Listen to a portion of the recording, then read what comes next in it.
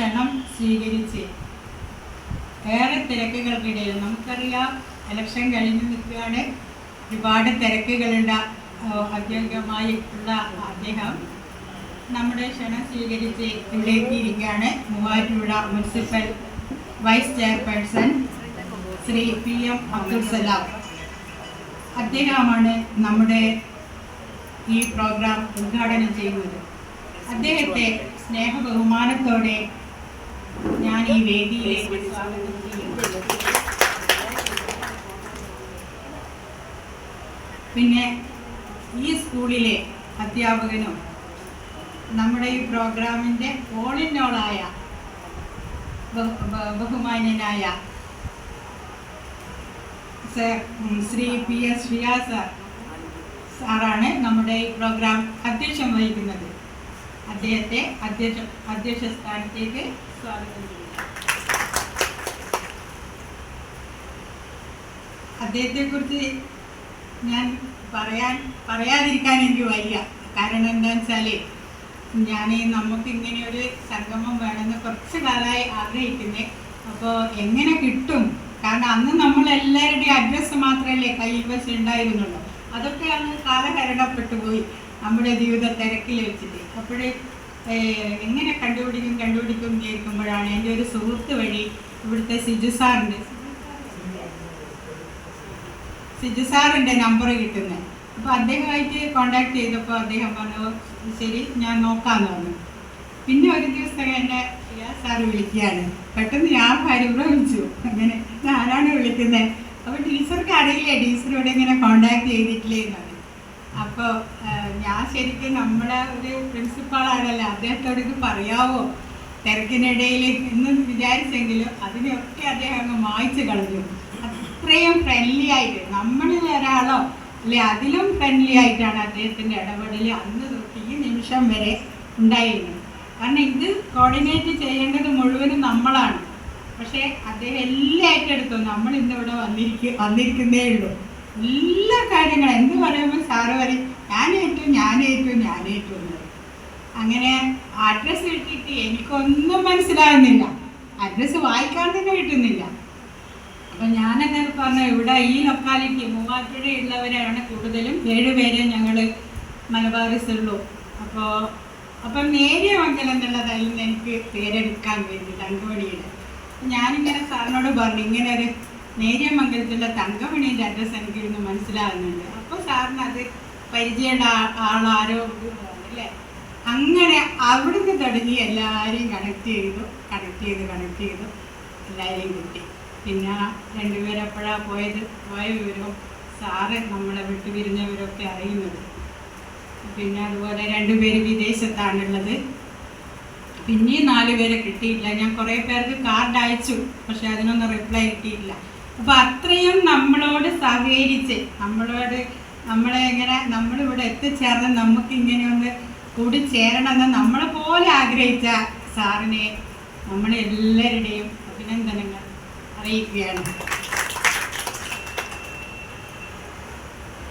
പിന്നെ നമ്മുടെ ഗുരുശ്രേഷ്ഠനായ നമ്പ്യാർ സാറിനെ നമ്മളേവരും ഭയഭക്തി ബഹുമാനത്തോടെ കാണുന്നൊരു അധ്യാപകനാണ്.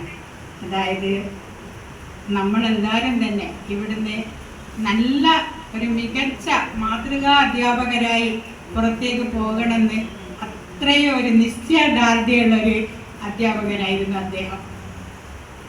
അതുകൊണ്ട് തന്നെ അദ്ദേഹത്തിന് നമ്മളോട് സ്നേഹവുമുണ്ട്, വാത്സല്യവുമുണ്ട്, കുറച്ച് കാർക്കശ്യവും ഉണ്ടായിരുന്നു. നമ്മളെല്ലാവർക്കും അല്ലേ അന്ന് നമ്പ്യാർ സാറിനെ വല്ലാതെ ഒന്ന് ഉള്ളിൽ ഭയപ്പെട്ടിരുന്നു. ആ ഭയം നമുക്ക് പിന്നീടുള്ള ജീവിതത്തിൽ ഉപകാരപ്രദമാവുകയാണ് ചെയ്തത്. കാരണം ആ ഡിസിപ്ലിൻ അത് ആവശ്യമായിരുന്നു. അപ്പോൾ അങ്ങനെയുള്ള ഗുരുനാഥന്മാരുടെ ശിക്ഷണത്തിൽ നമുക്ക് അധ്യാപക പരിശീലനം ലഭിച്ചതിൻ്റെ ഒരു മേന്മ നമ്മുടെ ജീവിതത്തിൽ ഉണ്ടായിട്ടുണ്ട് എന്നുള്ളത് അഭിമാനപൂർവവും ആദരപൂർവവും നന്ദിപൂർവവും ഈ അവസരത്തിൽ ഞാൻ സ്മരിക്കുന്നു.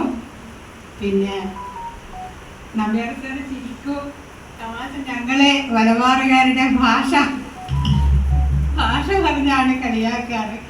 എന്നാലും ആ ഒരു ചിരി ആ ചിരിയും ആ സംസാരവും ആ ക്ലാസ്സും ഒക്കെ എന്നും മനസ്സിൽ നിറഞ്ഞു നിൽക്കുന്നതാണ്.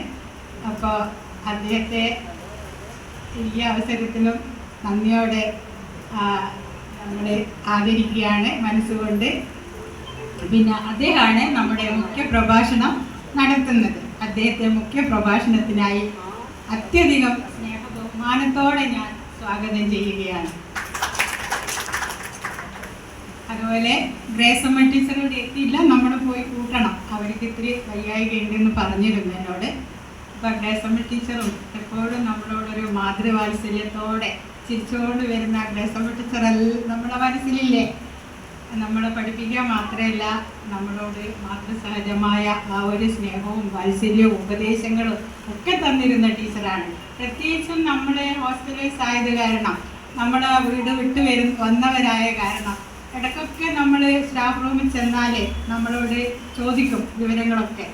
അല്ലി ടീച്ചറും അതുപോലെ തന്നെ ഗ്രേസമ്മ ടീച്ചറും.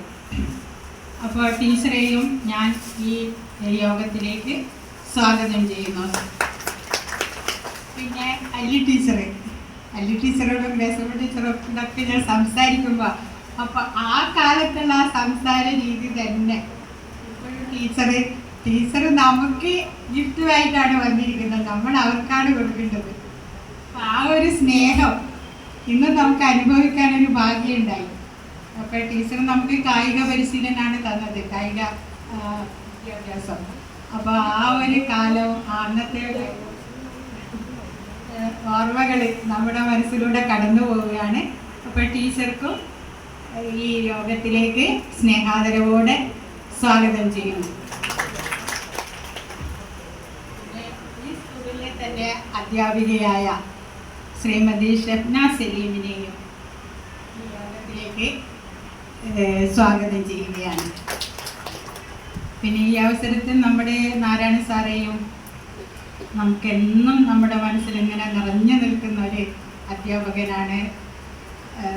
നമ്മൾ വളരെ ഫ്രണ്ട്ലിയായിട്ട് ഇടപെടുന്ന ഒരു അധ്യാപകനായിരുന്നു അദ്ദേഹം.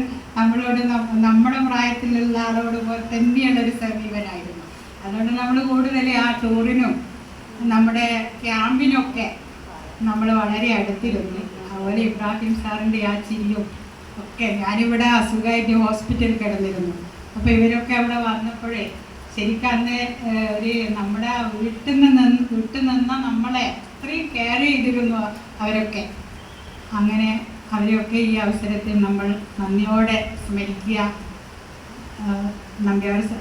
നാരായണ സാറിനെയും ഇബ്രാഹിം സാറിനെയും കുര്യൻ സാറിനെയും പൗലോസ് സാർ, അന്നത്തെ പ്രിൻസിപ്പളായിരുന്ന പൗലോസ് സാർ, അപ്പോൾ അവരെയൊക്കെ നമ്മൾ സ്മരിച്ചുകൊണ്ട് നമുക്ക് യോഗത്തിലേക്ക് കടക്കാം. എൻ്റെ സഹപാഠികൾക്കും ഞാൻ ഈ യോഗത്തിൽ സ്വാഗതം പറയുന്നു. അധ്യക്ഷ സ്ഥാനത്തേക്ക് സാറിനെ സ്വാഗതം ചെയ്യും.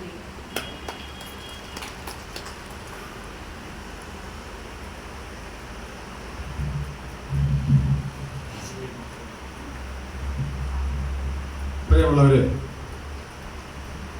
ഇന്ന് സ്മൃതിവചനം 2026